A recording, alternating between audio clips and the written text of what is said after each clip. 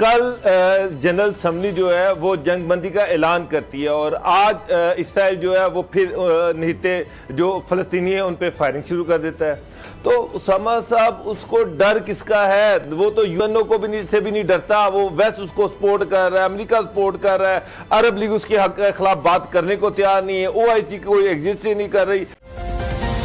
असद खरल साहब, ये अजीब बात है, यानी ये नबी करीम सल्लल्लाहु अलैहि वसल्लम के दौर से हम देख रहे हैं कि ये मुआहदों की पासदारी इनके यहाँ शायद है ही नहीं कि खुद मुआहदा किया, उसमें गारंटर्स मौजूद हैं, सारी दुनिया उसमें देख रही है कि आप गारंटी दे रहे हैं कि आप जंगबंदी हो गई है, अब फायरिंग नहीं होगी, लेकिन मस्जिद अक्सा में निहत्ते नमाज पढ़ रहे हैं लोग कि इनसे उनकी खुशी बर्दाश्त नहीं है कि वो जंगबंदी हुई है। वो शायद देख रहे थे कि इसमें शहादतों के बावजूद जीत उनकी हुई। आज देखिए, मैं देख रहा था मुझे कि CNN हर जगह जश्न दिखाया जा रहा है कि गजा में लोग कह रहे हैं कि हम जीते हैं, हम जीते हैं, और इसराइल में मातम, सफ़े मातम है इतनी बमबारी के बावजूद।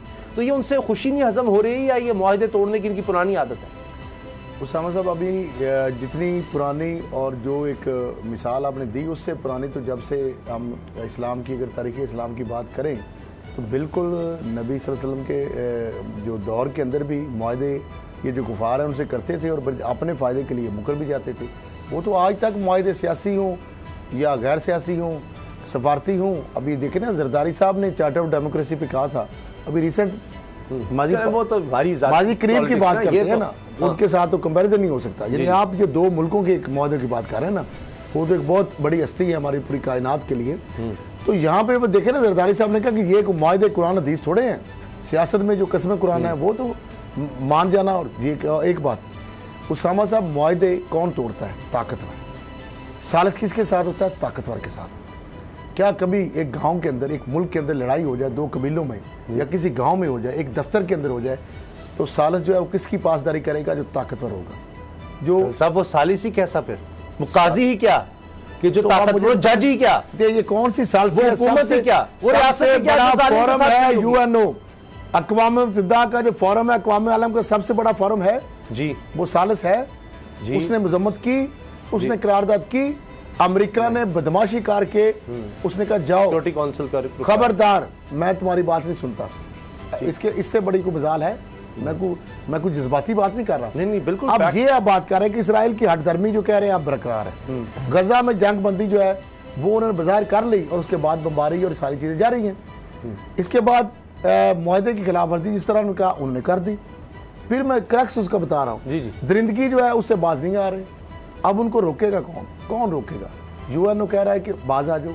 अमेरिका कहता है कि यूएनओ को कि तुम्हारी क्या औकात है, तुम्हारी क्या औकात है, मुझे ये बताएं। अच्छा, इजराइल मस्जिद अक्सा पर फिर जो शर्मनाक उन्होंने हमला किया है और फौज की जो शैलिंग है उस पर नमाजी जख्मी हुए हैं। सियोनी फौज की शैलिंग से नमाजी, हालांकि सिविलियन आबादियों पे ये चार्टर किधर जाता है ह्यूमन राइट्स का, अमेरिका का, यूएनओ का? क्या आप सिविलियन पे, आबादी पे?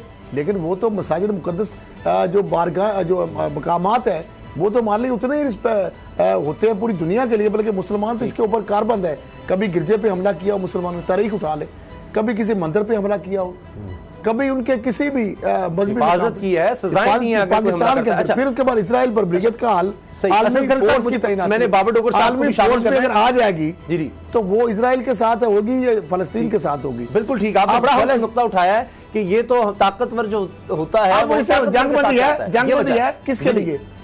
इसलिए कि ताकि हमास की तरफ से कोई मिसाइल उधर चला जाएगा, फिर देखना तमाशा। ये गलती से भी अगर गिर गया, बेशक उनका अपना ही हो, अगर वो अलग भी कर देंगे तो ताकतवर फोर्सेस उल्टा साथ मिलकर उनको और साथ ही कहेंगे जी ये हमास का है, बेशक खुद ही मार लें। अच्छा बाबर डोगर साहब, एक चीज जो बहुत ज्यादा मीडिया पर वायरल हुई, बड़ा देखा गया, शाह महमूद कुरैशी साहब ने जो तकरीर की, बड़ी जबरदस्त तकरीर थी, और उसके बाद CNN पर इंटरव्यू देते हैं और वहां पर वो कहते हैं जी इसराइल अब ये जंग हार रहा है, अब उसकी मर्जी नहीं चल सकती, वो मीडिया को कंट्रोल करता है। तो साथ ही उनके CNN के एंकर कहती है जी किस तरह कंट्रोल करता है, आप इसराइल पर इल्जाम लगा रहे हैं। उन्होंने कहा जी क्योंकि उसके पास बिग पॉकेट्स यानी पैसा है, वो कंट्रोल करता है। सीआई की फंडिंग कौन करता है? आप CNN को, हाँ, आप यहूदी के खिलाफ बोल रहे हैं, चैनल नहीं है, ये नफरत फैला रहे हैं आप यहूदियों के खिलाफ। फंडिंग कौन करता है? CNN चैनल किसका? मतलब बड़ा अहम सवाल है। अब ये सवाल हो रहा है कि क्या इसराइल के खिलाफ बोलना, क्या यहूदी मजहब के खिलाफ बोलना है? मतलब किसी रियासत के खिलाफ बोलना वो मजहब के खिलाफ कैसे हो गया? ये एक अजीब बात है। तो ये बड़ी डिबेट हो रही है। तो हर सतह पर ये ताकतवर है, इसका मतलब है कि इसलिए ये मुआहिदों की पासदारी नहीं करते।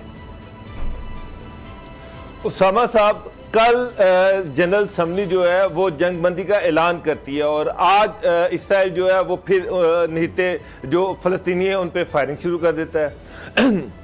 ना वो जनरल असम्बली को मानता है, ना वो कौम मुत्तहिदा को मानता है। वेस्ट उसकी पोस्ट पर है, अमेरिका उसकी पोस्ट पर है। अमेरिका जनरल असम्बली में, सिक्योरिटी काउंसिल में जो भी उसके खिलाफ करारदाद आती है उसको वीटो कर देता है।